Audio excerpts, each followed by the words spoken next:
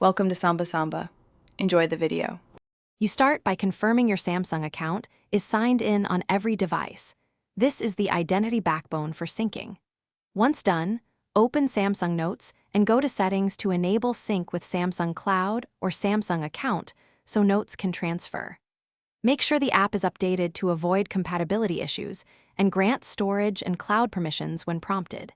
You want a single account and permissions in place before creating or syncing notes, because inconsistent accounts block transfers. Now you configure what syncs and how. Open Samsung Note Settings Sync and toggle sync with Samsung Cloud. Choose which notebooks and content types, text, voice recordings, attachments, so only needed items transfer. Make sure sync allowed over Wi-Fi or mobile data per your preference, and disable battery restrictions that block background sync. You do this so changes propagate quickly and reliably. If you set selective sync or restrict background activity, some notes may not appear on other devices until you adjust these settings. Finish by forcing a manual sync and confirming a freshly created note shows up on the other device.